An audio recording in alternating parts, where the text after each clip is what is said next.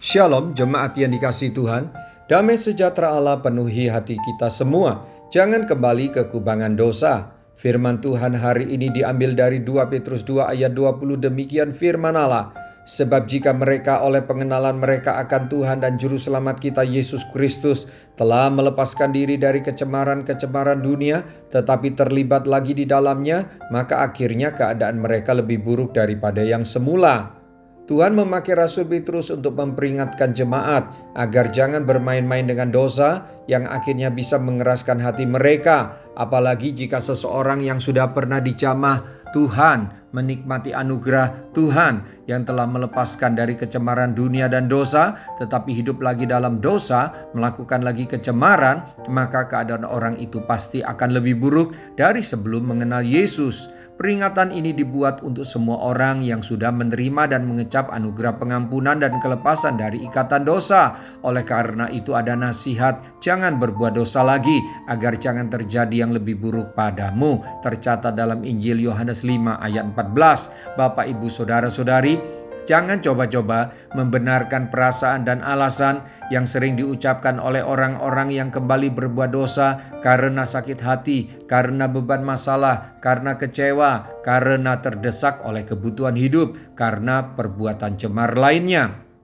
Dosa selalu membawa manusia ke dalam keadaan yang buruk.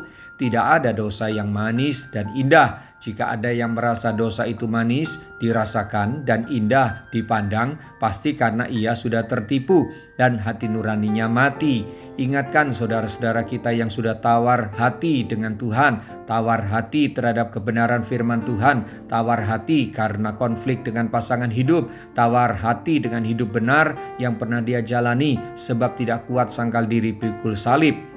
Miliki belas kasihan kepada mereka, sebab mereka sedang berjalan dalam kebinasaan, walau pernah mengaku percaya Yesus, walau dulu pernah mengecap anugerah Tuhan. Kita tidak bisa mengubah pendiriannya, tapi kita bisa mendoakan dan memperingatkan. Itu tugas kita. Mari kita berdoa.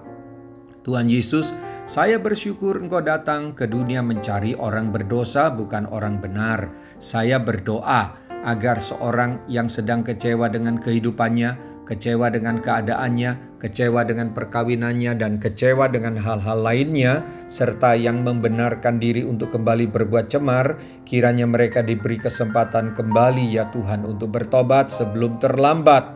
Pakailah saya ya Tuhan untuk menyampaikan kebenaran-Mu, menyatakan kebenaran-Mu, dan menyingkapkan kecemaran yang sering dianggap baik.